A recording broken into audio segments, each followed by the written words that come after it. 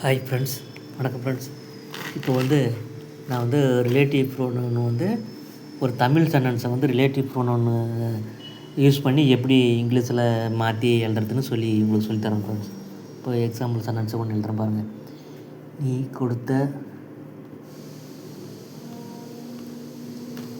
கொடுத்த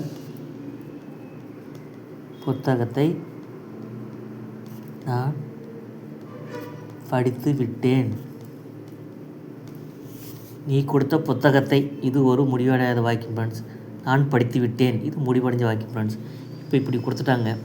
இதை ஒரு 3 மாடலில் இணைச்சி ரிலேட்டிவ் ப்ரோனவுன் யூஸ் பண்ணி இங்கிலீஷில் எழுதிடலாம் ஃப்ரெண்ட்ஸ். இப்போ அதில் ஒரு மாடலாக டைப் 1 இந்த ஒரு ஃபார்முலா யூஸ் பண்ணி எப்படி இதை தமிழில் இருக்கிற சென்டென்ஸை இங்கிலீஷில் மாற்றி ஒரே சென்டென்ஸாக எழுதலாம் அப்படின்னு இப்போ சொல்லித்தரேன் ஃப்ரெண்ட்ஸ். இதுக்கு ஒரு ஃபார்முலா இருக்குது ஃப்ரெண்ட்ஸ். SVOCA. இதுதான் இங்கிலீஷில் இந்த சென்டென்ஸை இங்கிலீஷில் ஒரு ஃபார்முலா.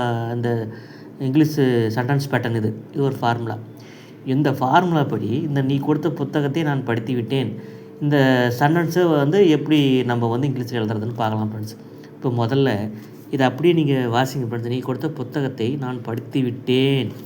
இந்த எழுதி முடித்தா பாருங்கள். இப்போ முடித்தா பாருங்கள், கடைசி இந்த தமிழ் வாக்கியத்தில் கடைசியாக வர வார்த்தை தான் ஃப்ரெண்ட்ஸு நம்மளுக்கு வினைச்சொல்ன்றது வேர்பு. அப்போது அந்த கடைசியால் இதில் வந்திருக்கிற வினைச்சொல் என்னது? படித்து விட்டேன்.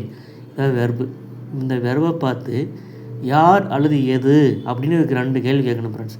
அப்படி கேள்வி கேட்டு வர பதில் தான் சப்ஜெக்ட்டு. இப்போ இந்த படித்து விட்டேன் இந்த வெர்பை பார்த்து கேள்வி கேளுங்க. யார் படித்து விட்டேன்? நான். Subject.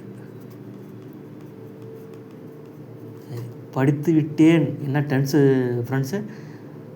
Have read. Present perfect tense. Verb have read. நான் படித்து விட்டேன். சப்ஜெக்ட்டுக்கு யார் எதுன்னு இந்த வெர்பை பார்த்து கேட்டோம், அதுக்கு ஐன்னு நம்மளுக்கு ஆன்சர் கிடச்சி எழுதிக்கணும். வெர்பு இந்த ஃபார்முலா படி வெர்புக்கு தமிழில் இருக்கிற வெர்பை பார்த்து இது என்ன டென்ஷன் எழுதிக்கணும். ஹேவ் ரெட்டுன்னு எழுதிக்கணும். இப்போ சப்ஜெக்ட் வெர்பு எழுதியாச்சு. அடுத்தது என்ன இருக்குதுங்க? ஓன்றது ஆப்ஜெக்ட். இங்கிலீஷ் ஓனா ஆப்ஜெக்ட். இந்த ஆப்ஜெக்ட்டுக்கு எதை பார்த்து கேள்வி கேட்டு ஆப்ஜெக்ட் கண்டுபிடிக்கணும்னா இந்த இதில் இருக்கிறது இதே பாருங்கள். படித்து விட்டேன். இந்த படித்து விட்டேன் தான் வெர்பு. இதை பார்த்து எதை, யாரை, யாருக்கு, யாரிடம் அப்படின்னு 4 கேள்வி கேட்கணும் ஃப்ரெண்ட்ஸ். 4 கேள்வி கேட்டு அதுக்கு பதில் வர்றது தான் ஆப்ஜெக்ட்டு. இப்போ படித்து விட்டேன். அப்போ நீங்கள் ஒரு கேள்வி கேளுங்க. முதல் கேள்வி பாருங்கள். எதை படித்து விட்டேன்? நீ கொடுத்த புத்தகத்தை அப்படின்னு பதிலாக வருது. அப்போ ஆப்ஜெக்ட்டு நீ கொடுத்த புத்தகத்தைன்னு வருது.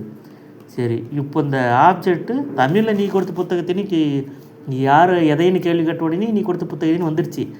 இப்போ இந்த நீ கொடுத்த புத்தகத்தை எப்படி இங்கிலீஷில் எழுதுறதுன்னா, இந்த நீ கொடுத்த புத்தகத்தை இதில் இந்த முடிவடையாத வாக்கியத்தில் எந்த பொருளை பற்றி பேசுகிறோம்? புத்தகம் அப்படின்ற ஒரு பொருளை பற்றி பேசுகிறோம். அப்போ அந்த பொருளை முதல்ல போட்டுக்கணும் ஃப்ரெண்ட்ஸ். இந்த பொருளை போட்டாச்சு. மற்றது என்ன இருக்குதுங்க? மற்ற இந்த புத்தகத்தை முடிவடைய வாக்கியத்தில் புத்தகத்துக்கு போட்டாச்சு. மற்றது என்ன இருக்குதுங்க? நீ கொடுத்தா அப்படின்னு இருக்குது.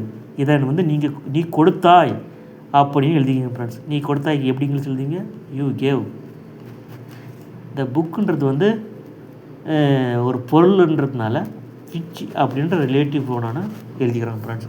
அப்போது நீ கொடுத்த புத்தகத்தை எப்படி இங்கிலீஷில் எழுதிங்க? The book which you gave அப்படின்னு வருது. இந்த SVOCAல SV கண்டுபிடிச்சி எழுதிட்டோம். வெர்பு ஹேவ் ரெட்னு எழுதிட்டோம். இந்த ஆப்ஜெக்ட்டுக்கு பதிலாக தான் த புக் விச் யூ கேவ் அப்படின்னு எழுத போகிறோம். இப்போ ஃபைனலாக எப்படி நம்மளுக்கு ஃபைனலாக சென்டென்ஸ் கிடைக்கும்? I have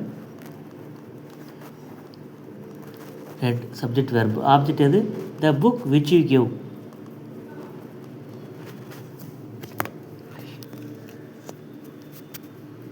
The book